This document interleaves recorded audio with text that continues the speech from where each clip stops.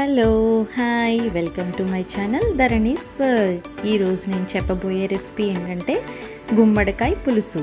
ఈ గుమ్మడికాయ పులుసు అనడం కంటే గుమ్మడికాయ దప్పలం అంటేనే మన ఆంధ్ర వాళ్ళందరికీ కూడా బాగా తెలుస్తుంది. ఈ పేరు చెప్పగానే నోరూరిపోయే వాళ్ళు కూడా చాలామంది ఉంటారు. సో ఈ రెసిపీ ఎలా చేసుకోవాలో, దీనివల్ల బెనిఫిట్స్ ఏంటో మనం ఇప్పుడు చూసేద్దాం. ఈ మధ్య కాలంలో అయితే డాక్టర్సే పంకిన్ తినాలి అని చెప్పి సజెస్ట్ చేస్తున్నారు. సో అందరూ కూడా మీ ఇంట్లో ఈ రెసిపీని తప్పకుండా ట్రై చేయాలి. దీనివల్ల హెల్త్ బెనిఫిట్స్ కూడా చాలానే ఉన్నాయి. ఇది మనకి ఇమ్యూనిటీ బూస్టర్లా యూజ్ అవుతుంది. అలాగే హార్ట్కి కూడా చాలా హెల్ప్ అవుతుందండి. అలానే మనలో వచ్చే క్యాన్సర్ యొక్క ఛాన్సెస్ని తగ్గిస్తుంది. సో ఇంకెందుకు లెట్ స్టార్ట్ ద ప్రాసెస్. ఇప్పుడు కావాల్సిన పదార్థాలు ఏంటో ఒకసారి చూద్దాము. ముందుగానే నేను గుమ్మడికాయని కట్ చేసి ముక్కలుగా చేసి పెట్టుకున్నాను. 3 ఉల్లిపాయలు అలాగే 5 పచ్చిమిర్చి తీసుకున్నాను. పచ్చిమిర్చి మీ ఆప్షనల్ అండి, మీ కారానికి ఎంత కావాలో తగినంత తీసుకోండి. అలాగే 1 కప్పు బెల్లం, అలానే కొంచెం చింతపండు పులుసుకి తగినంత.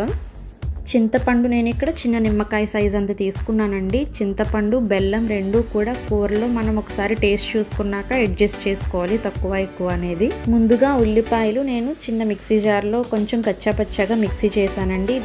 మొత్తం పేస్ట్ కాదు, కొంచెం లైట్గా ఒక్కసారి తిప్పితే సరిపోతుంది. ఉల్లిపాయలు మిక్సీలో కాకుండా ముక్కలుగా కూడా యాడ్ చేసుకోవచ్చండి, దానికి ఏం ప్రాబ్లం లేదు. ఇప్పుడు కూర ఎలా చేయాలో చూద్దాము. ఈ కూరను కుక్కర్లో అయినా చేయొచ్చు లేదా పాన్లో అయినా చేయొచ్చు. కుక్కర్లో చేస్తే ముక్కలు బాగా స్మాష్ అవుతున్నాయని ఇక్కడ మేము పాన్లో చేస్తున్నాము. ముందుగా గుమ్మడికాయ ముక్కలు, ఉల్లిపాయలు పాన్లోకి యాడ్ చేసుకోవాలి. అలాగే బెల్లం కూడా యాడ్ చేయాలి. నెక్స్ట్ చింతపండు పులుసు యాడ్ చేసి పసుపు, సరిపడినంత ఉప్పు కూడా యాడ్ చేసుకుని దీనిని స్టవ్ మీద పెట్టి ముక్క బాగా మెత్తపడే వరకు బాగా ఉడికించుకోవాలి. 15 మినిట్స్ వరకు బాగా బాయిల్ చేసుకుంటే ముక్క బాగా ఉడికిపోతుందండి. అలాగే ఒకసారి టేస్ట్ చూసుకుని ఉప్పు, పులుపు, బెల్లం సరిపోయిందో లేదో కూడా ఒకసారి అడ్జస్ట్ చేసుకోవాలి. కూర బాగా ఉడికాక దీనికి తాలింపు వేయాలండి. దానికోసం వేరేగా పాన్ తీసుకుని అందులో ఆయిల్ బాగా హీట్ అయ్యాక ఆవాలు, మెంతులు, జీలకర్ర, వెల్లుల్లి, కరివేపాకు, ఎండుమిర్చి యాడ్ చేసి బాగా ఫ్రై అయ్యాక కూరని ఇందులోకి ట్రాన్స్ఫర్ చేయాలండి. అంతేనండి, మనకెంతో ఫేవరెట్ అయిన గుమ్మడికాయ దప్పలం కూర రెడీ అయిపోయినట్లే. ఈ గుమ్మడికాయ దప్పలానికి ముద్దపప్పుని యాడ్ చేస్తే దాని రుచే వేరండి. దానికోసం ముందుగానే నేను ముద్దపప్పుని రెడీ చేసి పెట్టుకున్నాను.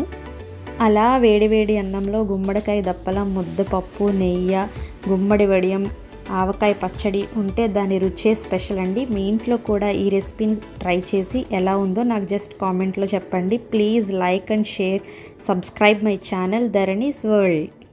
Thank you for watching.